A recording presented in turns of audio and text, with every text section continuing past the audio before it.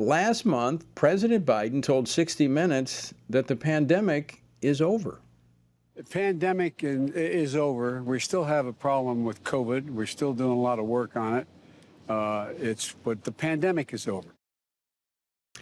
Now, that news may surprise many in our armed forces, as they remain one of the few groups of government employees still subjected to termination for not getting the COVID shot.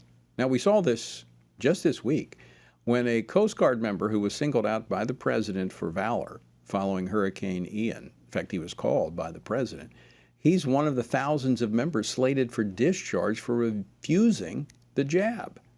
Several Republican congressmen have written a letter to the Secretary of Defense requesting a briefing on the military shot mandate that's still in place. And they want to know, when is this going to end? Joining me now to discuss this and more is Congressman Pat Fallon. He serves on the House Armed Services Committee and on the House Oversight Committee. He represents the 4th Congressional District of Texas. Congressman, welcome back to the program. Tony, thanks for having me on. I appreciate it. I mean, this looks like it should be a non-issue. I mean, the president declaring that the pandemic is over, evidence showing very clearly that people in this age category really don't need the vaccine. They do actually, in many cases, better without it. But yet, at a time when our military is not even meeting its recruitment goals, its retention levels are dropping, they're still pressing this shot policy. What's going on?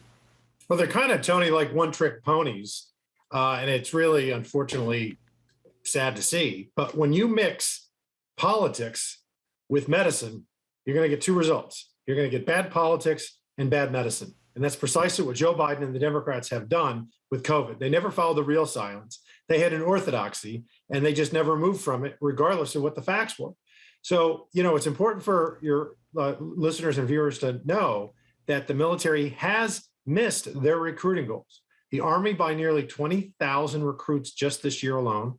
The Navy only reached 89% of the recruiting goals, and the Air Force was also several thousand short. And yet we're looking at up to 15,000 service members, qualified heroes wearing the uniform right now, are going to be thrown out for no other reason than they won't take a jab for, they won't take a vaccine for a pandemic that Joe Biden sends over. And again, the science is making it clear now as we're actually seeing a lot of complications coming forth for those in particular age categories, younger people, quite frankly, who now, it appears, do better if they get a case of COVID. They have better resiliency and protection against future variants. But, I mean, if you look at the military issue, as you've just pointed out, this is a readiness problem. Mm-hmm. I mean, our military, if it's not meeting its recruitment goals, it's not retaining people, we're driving out healthy people that are trained, that we've invested money in. This points to something beyond a health issue. I mean, this almost looks like there is an effort, a deliberate effort to undermine the strength of our nation's military. Well, whether it's deliberate or not, that's exactly what the result is, Tony, because we really have a tactical issue and then we have a strategic issue. The tactical issue is the 15,000 service members subject to dismissal for not taking the vaccine. That's the tactical issue. The strategic issue is just, and this is what we wrote in the letter, we wanted to know, how is this mandate affecting recruitment and retention? Because some folks, if they're due to retire, and they could serve, if depending on your ranks, you could serve all the way for 30 years, but you're eligible for retirement at 20. If somebody doesn't want to get the vaccine and they're within that window, they might just, retire. And then also, how many of these young 18-year-old, as you just adroitly pointed out, are healthy, don't need the jab, will do better without it, particularly now that the variants seem to be less and less potent, aren't going to want to bother to go in the military because they don't want to take the jab in the first place. There's another, there are a multitude of issues here. I mean, the shot, I think, is exposing a lot of things, but one of the aspects that you bring out in your letter is regarding the religious exemption concerns that you have.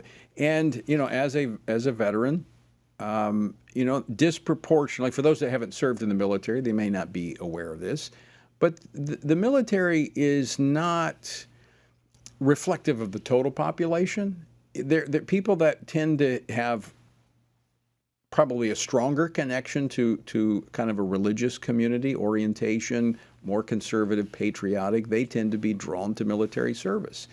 And when you are totally disregarding these religious convictions and concerns, you're basically telling those people, look, don't bother. We don't want you. Yeah, and that's a horrible message to send because it takes a certain person to willing to put on that uniform.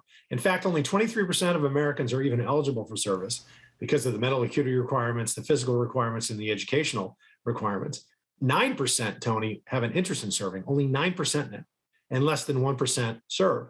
And there were, the Army had 4,664 religious exemption requests, and they granted 44 of them, so less than 1%. I mean, that's ridiculous. That's disgusting. That's almost statistically zero. So that's another thing we wanted to ask Biden is, if the pandemic's over, when is this, why are you still kicking people out of the service? And when is that going to end? When is that? Right. And would you consider reinstating the folks that you did kick out? And then furthermore, tell me about the religious exemption. Why are less than 1% of the folks why are 1% they're granted to less than 1%? Why is that? And as I understand, most of those that are being granted religious exemptions are on their way out of the military anyway. They're about to be separated for whether they're retiring or not re-enlisting. Do you expect to get an answer from Secretary Austin? You know, I hate to say this, Tony, but no, I don't. This administration has proven time and again in the last 2 years just to completely ignore the members of Congress. I thought we were a co-equal branch of government. We're supposed to be. The Constitution says we are. But Joe Biden is just ignoring the Republicans altogether. And hopefully that's going to change come next month when he's going to be forced and compelled to work with us and deal with us and not ignore us any longer. Well, I think our men and women in uniform are waiting for that day. Congressman Fallon, always great to talk to you. Thanks so much for being with us. Thanks, Tony. God bless. Take care.